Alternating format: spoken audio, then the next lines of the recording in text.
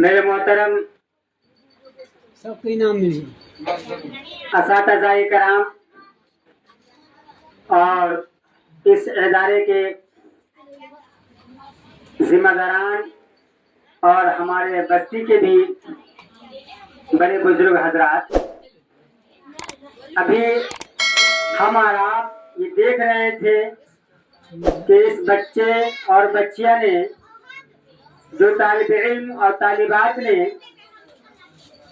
اپنے تعلیم کا مظاہرہ کیا، اس کی بنا پر مدرسے کے ذمہ داران اور اساتذہ کرام نے مل کر ان بچوں کی حوصلہ افزائی کی. اس کے لیے ہم تمام لوگ شکر گزار ہیں، کیونکہ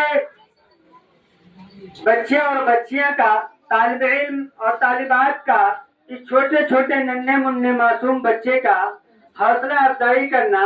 ہم دیکھتے ہیں بڑے بڑے پروگرام میں، بڑی بڑی جگہ، کہ اس معصوم کی کوئی قیمت نہیں ہوتی، اس معصوم کے لیے کوئی جگہ نہیں ملتی. یہاں تک کہ ہمارے بڑوں کو اس بات کا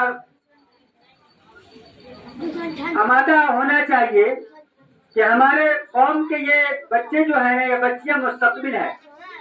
ہمارے قوم کا یہ کل کے دن سپہ سالار بنے گا، رہنما بنے گا، امام بنے گا، خطیب بنے گا.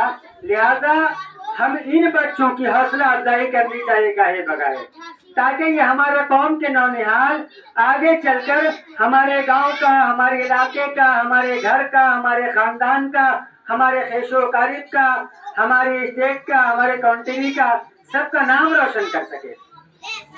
اس لیے ہم تمام لوگ اس بات سے متحد ہو کہ ہم چھوٹے چھوٹے معصوم بچے کو تعلیمی میدان میں کس طریقے سے آگے بڑھائے، کس طریقے سے اس کو سنوارا جائے، کس طریقے سے اس کو نکھارا جائے.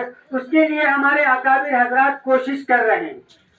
جگہ جگہ چھوٹے چھوٹے مدارس، چھوٹے چھوٹے مکاتب، جہاں بچوں کی تربیت کے لیے ہمارے حفاظ کرام، علماء کرام راتوں دن محنت و مشقت کے ساتھ ہمارے بچوں کو سنوارنے کی کوشش کرتے ہیں.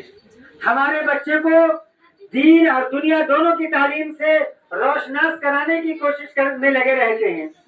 اس کے ساتھ ساتھ سماجک طور پر ہم لوگوں کا یہ حق بنتا ہے کہ ہم گاہے بگاہے، وقتاً فوقتاً، شانہ بشانہ ان کی حوصلہ افزائی کرے. کیونکہ ان کی حوصلہ افزائی کرنے سے یہ بچہ کل کے دن اگر کامیاب ہوتا ہے تو خدا کی قسم یہ آپ کا نام ضرور یاد رکھے گا کہ جب میں پڑھتا تھا فلانی جگہ، فلانے مدرسے میں، مدرسہ دارالقرآن سمری کے اندر چھوٹا سا جھوپڑی نما مدرسہ تھا، وہاں ایک صاحب آتے تھے، ہم لوگوں کو بسکٹ کھلاتے تھے. یہ یاد رہتا ہے. آج بھی ہم لوگوں نے جس ادارے، لہذا یہ بچہ جو ہے نا، یہ معصوم ہے کہ ہمیں اچھے برے کی اس کے اندر ابھی تمیز نہیں آئی ہے. انشاءاللہ اگر اس کی ہم رہنمائی کریں گے، اس کو سیکھنے کے لیے کوشش کریں گے، جس طریقے سے پتھر ہیرے کو تراش کے نگینہ بناتا ہے جواہری، اسی طریقے سے اساتذہ کرام اور ٹیچر ان بچوں کو کھینچنے کی کوشش، تراشنے کی کوشش کر رہے ہیں. اس کو تراشا جائے گا. گارجین حضرات کی یہ ذمہ داری ہے کہ ہم بچیاں کو پابندی کے ساتھ اپنے مدرسے، اپنے اسکول، اپنے ٹیوشن سینٹر بھیجا کریں، تاکہ ہمارے بچوں کے اندر زیادہ سے زیادہ علم حاصل ہو اور زیادہ سے زیادہ نالج آئے. کیونکہ حالات حاضرہ کے مد نظر اگر ہمارا بچہ، ہماری بچیاں علم کی تعلیم سے روشناس نہیں ہوگی، دین اور دنیا کی تعلیم ان کے اندر نہیں ہوگی، تو ہماری نسل، آنے والی نسل جو ہے نا، گمراہ پیدا ہوگی. اس لیے ہم ادارے میں ہو، اسکول میں ہو، مدرسے میں ہو، ہمیں کہیں بھی کچھ موقع ملے تو اس کو بولنے کی کوشش کرے. بولے، جتنا ہو سکے اپنے آپ کو، اپنی زبان کی اصلاح کرے، اپنے قلم کی اصلاح کرے، اپنے پڑھنے کی اصلاح کرے. سب میدان میں ہم تیار رہیں. ہر میدان میں تیار رہیں، جہاں بھی ہم کو جو موقع ملے انشاءاللہ کوشش کریں کہ اس میدان میں ہم اتر جائیں۔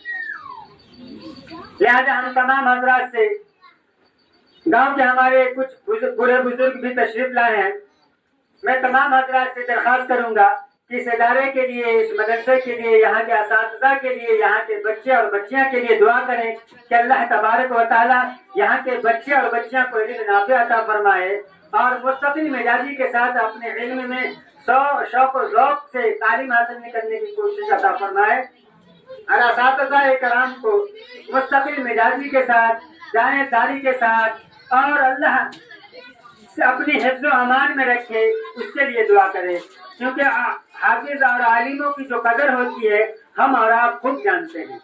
لہذا ہم تمام لوگ مختصر دعا کر لیں، اس کے بعد یہ بچے لوگ اپنی تعلیم میں مشغول ہو جائیں۔